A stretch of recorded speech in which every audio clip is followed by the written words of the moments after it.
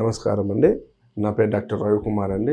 ఈరోజు మనము ఎలర్జీస్ గురించి డిస్కస్ చేద్దామండి. డస్ట్ ఎలర్జీ ఎట్లా ఉంటుంది, అలాగే ఆస్తమా ఎలా ఉంటుంది అనేది మనం డిస్కస్ చేద్దాము.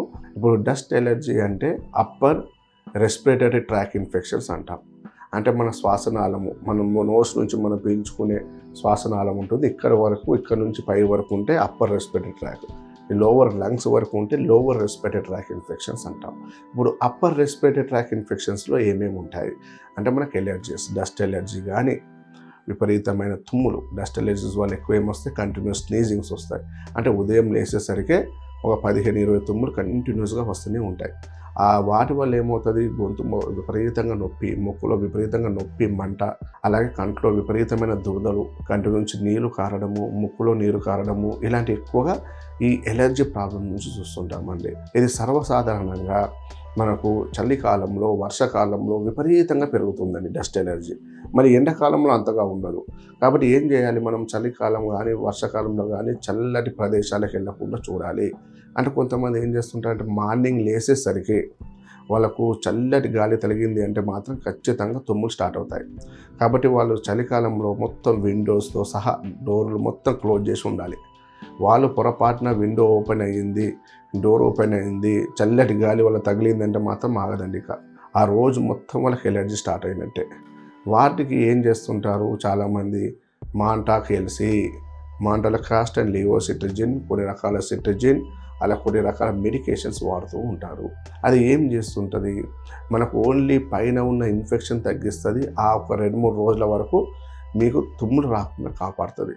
కానీ లాంగ్ టర్మ్లో ఏమవుతుంది, ఆ ట్యాబ్లెట్ వాడి కొన్ని రోజుల తర్వాత ట్యాబ్లెట్ కూడా మన బాడీకి పనిచేయదు.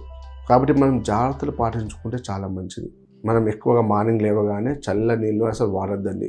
గోరువెచ్చని నీళ్ళతోటి మనం బ్రష్ చేయాలి, గోరువెచ్చని నీళ్ళతోటి ముఖం కడగాలి.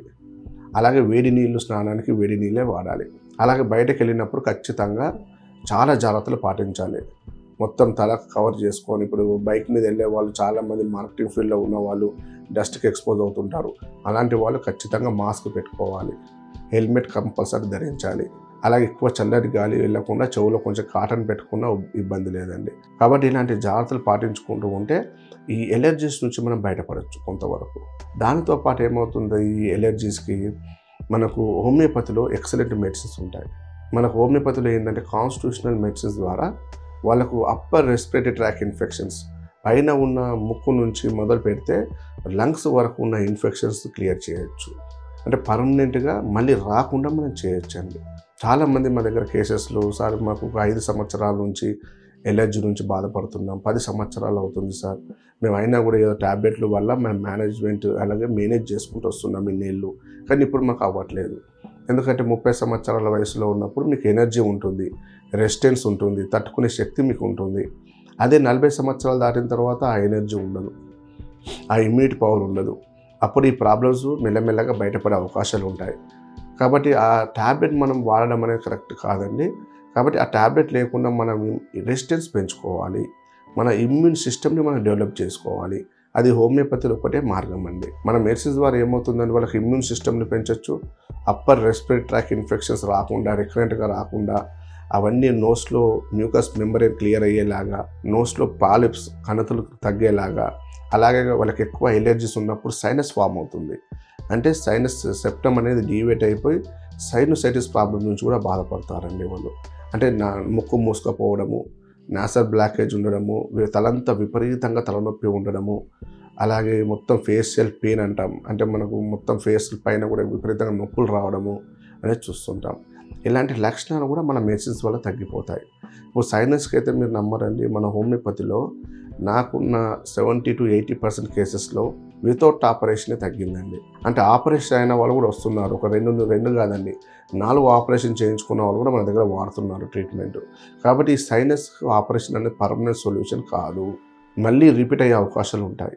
కాబట్టి మీరు ఒక్కసారి మన హోమియోపతి ట్రీట్మెంట్ మీరు స్టార్ట్ చేస్తే కనుక ఆ సైనస్ ప్రాబ్లం క్లియర్ అవుతుంది, ఈ ఎలర్జీస్ ప్రాబ్లమ్స్ టోటల్గా క్లియర్ అవుతుంది. ఇన్ ఫ్యూచర్లో రాకుండా కూడా మనం చేయొచ్చండి.